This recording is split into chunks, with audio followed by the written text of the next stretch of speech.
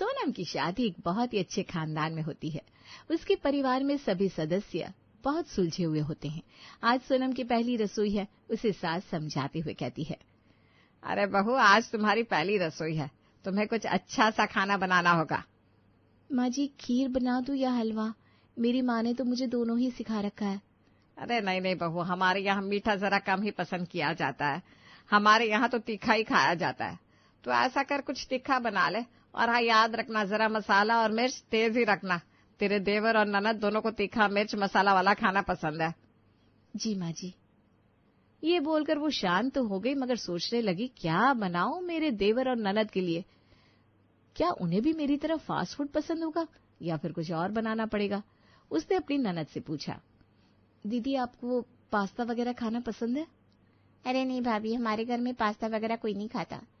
आप ऐसा करिए ना, कुछ बढ़िया बना लीजिए तीखे में, जैसे टमाटर की चाट कुल्फी या और भी कुछ अच्छा, शाही पनीर, कढ़ाई पनीर, दही बल्ले, और भी कुछ जो आपके घर में बनता हो।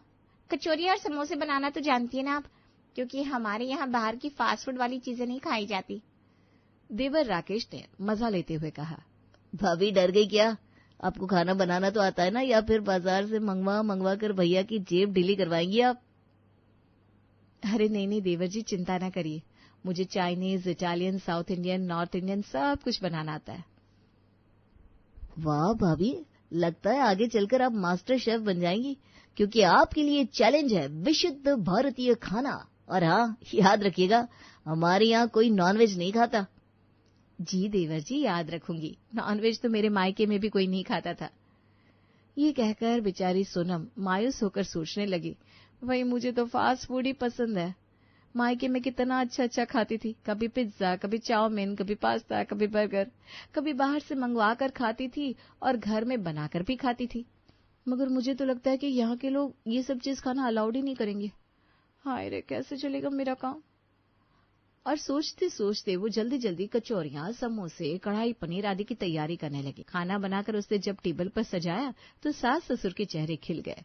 अरे वाह, कढ़ाई पनीर, कचौरियां, पुलाव, दही बड़े, कढ़ी, इतना सब कुछ एक साथ। मगर ये क्या सब कुछ फीका फीका सा क्यों लग रहा है? ससुराल के लोगों को उसका खाना कुछ खास पसंद नहीं आया। दरअसल उसे तो आदत ही नहीं थी ये सब बनाने की। फिर भी ससुराल के लोगों ने उसे कुछ नहीं कहा। माँ, मेरी पत्नी ने कैसा खाना बनाया, इतना बेस्वाद।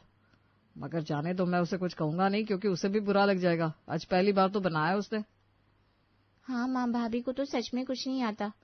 लगता है बहुत मेहनत करनी पड़ेगी उन्हें हमें पसंद आया ऐसा खाना बनाना सीखने के लिए।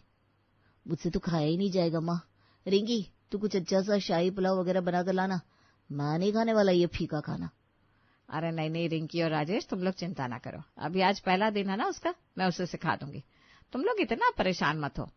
तुम भी चुपचाप खा लो राकेश बेटा, अपनी भाभी को हैरान मत करना कभी। ऐसा बोलोगे तो बुरा मान जाएगी ना बेचारी। अरे हर बहू को धीरे धीरे अपने घर के तौर तरीके भूलने पड़ते हैं और ससुराल के तौर तरीके सीखने पड़ते हैं। हो सकता है उसके मायके में ये सब चीज नहीं खाई जाती हो, इसलिए उसे इतने अच्छे ढंग से बनानी नहीं आई। फिर भी उसने बहुत अच्छी कोशिश की है। बिल्कुल सही कहा तुमने, आखिर वो भी तो किसी की बेटी है, उसको बुरा लग जाएगा। हमारी भी एक बेटी है, हमें दूसरे की बेटी का ख्याल तो रखना ही चाहिए। कल को अपनी बेटी भी किसी की दहलीज पर जाएगी, वहां कोई भूल चूक हो गई तो हम जैसा करेंगे वैसा ही हमारे सामने आएगा। दरवाजे के पीछे खड़ी सोनम सब कुछ सुन रही थी, फिर भी कुछ सोचकर मुस्कुराने लगी कि कितना अच्छा ससुराल मिला है। धीरे धीरे एक सप्ताह बीतता गया। सोनम ने अपनी माँ को फोन करके एक दिन सब बताया। माँ, यहाँ तो कोई भी फास्ट फूड नहीं खाता, मुझे कितना खराब लगता है। याद आता है मैं कितने दिनों से अपने मन का कुछ भी नहीं खा पाई। अरे तो बेटा कुछ दिन के लिए मायके आ जाओ और यहाँ पर आकर खा ली ना, ये भी कोई बात हुई भला? ससुराल से दुखी होने की है? अरे पगली, फास्ट फूड के लिए कौन ससुराल छोड़ता है? जब तुम्हारा मन करे बाहर घूमने जाओ और खरीद के फास्ट फूड खा लो, या फिर अगर ज्यादा इच्छा हो तो घर पर मंगवा लो। जरूरी थोड़ी ना है कि सबको बताकर ही कुछ खाया जाए। तुम जब मन हो अपने पसंद का पास्ता वगैरह ऑर्डर करो और खा लो। नहीं नहीं माँ, अभी तो सब मुझ पर बहुत निगाह रखते हैं, मुझ पर ध्यान रखते हैं कि मैं क्या खा रही हूँ, क्या पी रही हूँ, इसलिए अभी तो मेरे लिए ये सब कुछ संभव नहीं है। लेकिन हाँ, जल्द ही मैं भी ऑर्डर करना शुरू कर दूंगी और अपने मनपसंद पास्ता खाना भी। माँ से बात करके उसे थोड़ी तसल्ली मिल जाती है और फिर वो अपने रोजमर्रा के कामों में व्यस्त हो जाती है। अभी वो मंदिर जाने के लिए सोच रही थी, तभी सास ने बुलाया। अरे सोनम, आओ बेटा, तुम भी खा लो। माँ जी, अभी मेरा कुछ खाने का मन नहीं है, मैं पहले मंदिर जाऊंगी और पूजा करने के बाद ही कुछ खाऊंगी। ठीक है बहू, जैसी तुम्हारी इच्छा। अब तो सोनम रोज मंदिर जाती। भगवान के दर्शन के लिए जाते समय सोनम रोज देखती कि मंदिर के सामने ठेले वाला बहुत ही बढ़िया स्पाइसी पास्ता बनाता था। तो उसने अपनी ननद से कहा, चलिए ना पास्ता खाते हैं। पर ननद ने तो साफ इनकार कर दिया। नहीं भाभी, मैं नहीं खाती पास्ता वास्ता, ये सब बाहर की चीजें खाने से ना हाजमा खराब हो जाता है। ना बाबा ना, मैं तो इन सबको दूर से ही नमस्कार करती हूँ। उसकी बातें सुनकर सोनम ने मन महसूस लिया, पर तब से वो फिराक में थी कि बस किसी दिन वो अकेली जाए और उसके बाद बढ़िया पास्ता खरीद कर खाए। आज संयोग से उसकी ननद उसके साथ मंदिर नहीं आई और उसने बढ़िया पास्ता खरीद कर जल्दी जल्दी खा लिया और फिर आराम से घर चली गई। अब तो लगातार 3 दिन ऐसा हुआ। उसने 3 दिन तक रोजाना अपनी पसंद का तीखा तीखा पास्ता खाया। एक दिन उसकी पड़ोसन ने उसे, यानी कि नई नवेली दुल्हन सोनम को ये पास्ता खाते हुए देख लिया तो उसका मुंह खुला रह गया। उसने मन ही मन मुस्कुराकर कहा, अरे ये तो ठकुराइन की बहू है, इसने तो बेशर्मी की हद ही कर दी। यहाँ पर चोरी छुपे सबसे छुपाकर पास्ता खा रही है और उधर ठकुराइन कहती रहती है मेरी बहू तो सीता मैया है। यहाँ तो बहू ने नया ही चक्कर पाल रखा है। भाई इटालियन सीता मैया मैंने पहली बार देखी। सीता मैया इटालियन पास्ता खाने की शौकीन। सोनम के घर पहुंचने के पहले ही वो पड़ोसन सास के कान भर गई। आज तो सास के गुस्से का ठिकाना नहीं था। सोनम घर पहुंची कि सास ने कहा, आ गई बहू, चलो अब खाना खा लो, मैं तुम्हारा ही इंतजार कर रही थी। सोनम तो बुरी फंसी, उसे अंदाजा नहीं था कि सासू माँ उसकी राह देख रही होंगी। सोनम ने घबरा कर कहा, वो माँ जी, मेरा मन नहीं हो रहा है खाने का। दरअसल उसने तो ठेले वाले से लेकर पास्ता खाकर अपना पेट भर लिया था। अब वो किस तरह से खाना खाएगी, ये सोचकर सोनम घबरा गई। वो चुपचाप डाइनिंग टेबल पर बैठ तो गई, पर बिना मन से कचौरियां समोसे देखती रही। अरे बहू, तुम कुछ खाते क्यों नहीं हो? दर्शन करके आने के बाद तुरंत कमरे में चली जाती हो। क्या भला इतनी देर तक कोई भूखा रहता है? नहीं माँ जी, धूप में आने जाने के कारण ना आज मुझे भूख नहीं लग रही है। लेकिन बेटा, ये तो तुम्हारी सेहत के लिए अच्छा नहीं है। इतनी देर तक भूखा रहने से कहीं कमजोरी ना लगने लगे। नहीं नहीं माँ जी, कमजोरी नहीं लग रही है मुझे, बस अभी कुछ खाने का मन नहीं है, कहकर उसने बात को घुमा दिया। सोनम थर थर कांप रही थी। आज तो उसकी इज्जत मिट्टी में मिल जाएगी। सास उसको गिड़गिड़ाता देखकर दया खा गई। नई बहू को जलील करना ठीक नहीं है, उसने इतना ही कहा। अच्छा ठीक है, बाहर का कुछ खा तो नहीं लिया ना? यहाँ कदम कदम पर हमारे परिचित लोग हैं। अगर तुमने ठेले वगैरह पर खा लिया तो हमारी बड़ी बदनामी होगी बहू। हमारी मान मर्यादा का थोड़ा लिहाज करना। नहीं नहीं माँ जी, ऐसी कोई बात नहीं है। आप अगर ऐसा समझती हैं तो मैं कल से मंदिर जाना ही बंद कर देती हूँ। देखिए, मेरे बारे में कुछ बुरा मत सोचिएगा, आपके कहने पर थोड़ा बहुत खा लेती हूँ। डाइनिंग टेबल पर बैठकर सास के कहने पर उसने थोड़ा बहुत खाना खाया और अपने कमरे में चली गई। इधर रिंकी ने अपनी माँ को डांटा। क्या हुआ माँ, तुम तो भाभी के सामने बिल्ली की तरह म्याऊं म्याऊं करने लगी और उनको कुछ कहा भी नहीं। इतना डरती हो क्या अपनी बहू से? डरती नहीं हूँ, सम्मान करती हूँ। अभी नई नई आई है, मायके की आदतें छूटने में समय लगता है बेटा। तुम अभी नहीं समझोगी, तुम्हारी शादी हो जाएगी ना तब देखूंगी मैं घर की आदतें ससुराल में किस तरह छोड़ पाती हो। अगर मैं अभी बहू को टोक देती तो वो शर्मिंदा हो जाती, लेकिन मैंने उसे माफ कर दिया और उसकी गलती को नजरअंदाज भी कर दिया। वो जिंदगी भर मेरी इज्जत करेगी, तुम अभी नहीं समझोगी। चलो, मेरे और मेरी बहू के बीच में कुछ मत बोलो। हाँ हाँ, तुमने बहुत ज्यादा भाव बढ़ा दिया है अपनी बहू का। रिंकी पांव पटकते अपने कमरे में चली गई।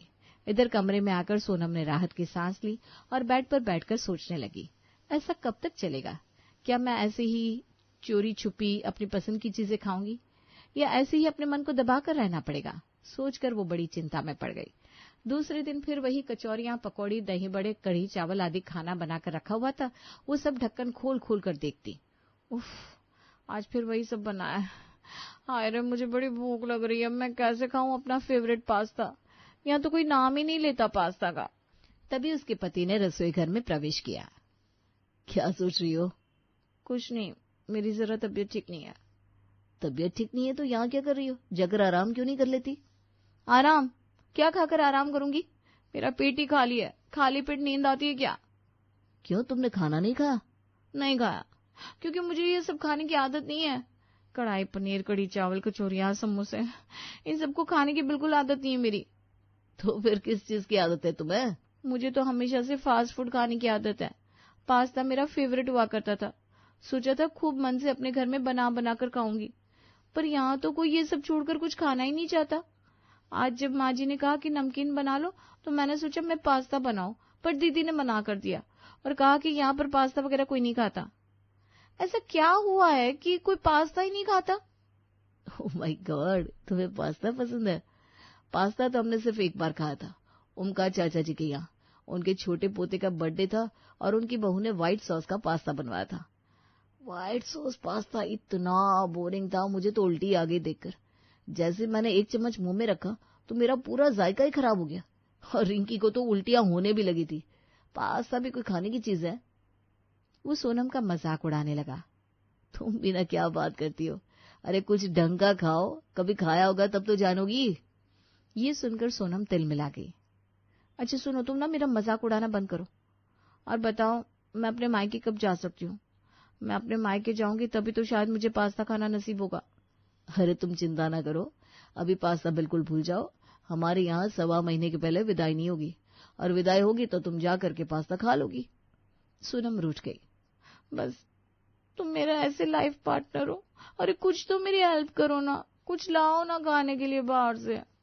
बाहर से? ना बाबा ना, माँ को पता चल गया तो मुझे कच्चा चबा जाएगी। अच्छा ठीक है, एक ऑप्शन है, मैं तुम्हारे लिए ऑनलाइन ऑर्डर कर देता हूँ। जब ऑर्डर आ जाए तो चुपचाप अपने कमरे में ले जाकर खा लेना, किसी को बताना मत, वरना लोग कहेंगे नई बहू बड़े चटकारे वाली स्वाद की आ गई है। हाँ ठीक है, आ गई है तो झेलना तो पड़ेगा ना। सोनम मन ही मन खुश होती है कि चलो कम से कम पति तो मेरी कुछ बात मान ले रहा है। थोड़ी देर बाद बेल बजती है और दरवाजा सासू माँ खोलती है। मैडम आपका ऑर्डर है, 399 रुपए। अरे भाई हमने कुछ ऑर्डर नहीं किया। नहीं आपका ही ऑर्डर है, एड्रेस यहीं का है। क्या है ऑर्डर में? अरे ये जोमेटो क्यों आने लगा हमारे घर में? आपको कोई गलत फहमी हुई होगी भाई साहब, बाहर का कोई नहीं खाता हमारे यहाँ। अभी बात चल ही रही थी कि सोनम ने जल्दी से आकर कहा, माँ जी मैंने ऑर्डर किया था, दरअसल ना मैं पास्ता खाने की बहुत शौकीन हूँ और इसीलिए मैंने अपने लिए पास्ता ऑर्डर किया था। अच्छा तुमने ऑर्डर किया था, तो बहू तुम्हें पहले बताना चाहिए था कि तुम्हें पास्ता खाने का शौक है। वैसे वो पास्ता जो सफेद सफेद सा होता है, लिज लिजा सा, इतना गंदा देखने में लगता है, भला उसे कैसे खा पाती हो तुम? माँ जी वो नहीं, व्हाइट सॉस पास्ता नहीं मंगवाया मैंने, रेड सॉस स्पाइसी पास्ता मंगवाया। आप लोग उसे खाकर तो देखिए, बहुत अच्छा लगेगा। अरे भाभी छीछी, इतना गंदा लगता है पास्ता देखने में, ये भी कोई खाने की चीज है? देवर ने भी नाक भौं सिकोड़ कर कहा। अरे देवर जी आप एक बार इसे खाकर तो देखिए, ये बिल्कुल वैसा नहीं है जैसा ओमकार चाचा जी के यहाँ बना था। मुझे पहले ही इन्होंने सब कुछ बता दिया है। आप लोगों का पास्ता से जुड़ा हुआ पहले का अनुभव इतना बुरा था कि आप लोग आज भी उस एक अनुभव के सहारे इतनी टेस्टी चीज को नहीं खाते। अरे एक बार टेस्ट तो कीजिए। नहीं बहू, मेरी तो बिल्कुल इच्छा नहीं है, तुम ही खाओ ये सब चीज। सोनम ने पार्सल लेकर पहले किचन में खाली किया, फिर प्लेट में सजाकर बाहर ले आई। ननद ने देखा और गुस्से से कहा, भाभी ये आप क्या कर रही हैं? हमारे घर में ये सब खाना अलाउड नहीं है। माँ ने रिंकी को टोका। अरे जाने दो ना रिंकी, उसे मन है खाने का, वो हमेशा से यही सब खाती आई है। और ये देखने में इतना बुरा नहीं लग रहा है जैसा पिछली बार हमने देखा था ना, वो सफेद सफेद घिनौना सा लिज लिजा सा ओमकार की यहाँ। अरे दीदी आप इसे देखिए तो, ट्राई तो करिए, शायद आपको अच्छा लगे। ये है तीखा तीखा पास्ता। कहकर सोनम ने रिंकी के मुंह में एक चम्मच पास्ता भर दिया। जैसे रिंकी ने अपने मुंह में डाला वो खुशी से खिल गई। वो भाभी क्या स्वाद है माँ, ये तो बहुत ही तीखा है, बहुत ही लजीज, खाकर देखिए। अच्छा सही में? देखती हूँ, रुक जाओ तुम दोनों। और बस इसके बाद सबने मिलकर वो पूरी प्लेट चट कर दी। सोनम तो देखती रह गई, हाय रे मेरा पास्ता, मैं तो खा ही नहीं पाई। तभी हंसते हुए ससुर जी ने कमरे में प्रवेश किया। अरे भाई सोनम ने अपने लिए मंगवाया था, तुमने उसे खत्म करके भूखा ही छोड़ दिया, अब वो क्या खाएगी? पापा आप सही कह रहे हैं। अब राजेश भी अपनी बीवी के हक में बोल उठा। अभी मैं आपकी बहू रानी के लिए बढ़िया सा लाल वाला पास्ता लेकर आता हूँ, जिसमें ढेर सारी मिर्च पड़ी हो, ताकि उसे अच्छा लगे और वो हमारे घर में घुल मिल जाए। हाँ क्यों नहीं, जाओ जाओ जल्दी लेकर आओ। कितना कम दिन हुए उसे यहाँ आए, अगर वो अपने मन का खा पी भी ना पाए तो काहे का ससुराल। रिंकी और राकेश दोनों ने ही आज पहली बार रेड सॉस हॉट पास्ता खाया था। दोनों ही अपनी उंगलियां चाट रहे थे। देवर ने एक बार फिर से सोनम को शुक्रिया कहा और कहा, भाभी आपको बहुत बहुत धन्यवाद। अब आप बिल्कुल आराम से बैठिए, मैं अभी भैया के साथ जाकर आपके लिए दोबारा पास्ता लाता हूँ। मुझे तो पता ही नहीं था इतना अच्छा पास्ता हुआ करता है। वाह, आज तो मजा ही आ गया। बल्कि आज तो हम डिनर में भी पास्ता ही खाएंगे, ठीक है ना माँ? हाँ हाँ एकदम, आज तो डिनर में हम सब पास्ता ही खाएंगे। वैसे सोनम तुमसे एक बात कहनी थी। जी माँ जी बोलिए ना। बेटा तुम जो चोरी चोरी मंदिर के बाहर ठेले वाले से पास्ता लेकर खाती थी ना, मुझे उसके बारे में सब कुछ पता है। क्या माँ जी आपको पता है, फिर भी आपने मुझे कुछ नहीं कहा? नहीं बेटा, आखिर खाने पीने पर कैसी पाबंदी। हाँ, मगर मुझे ये बात जरूर बुरी लगी थी कि तुमने अपने मन की बात मुझे नहीं बताई और अपनी सासू माँ को अपनी सगी माँ नहीं समझा। नहीं माँ जी, ऐसी कोई बात नहीं है।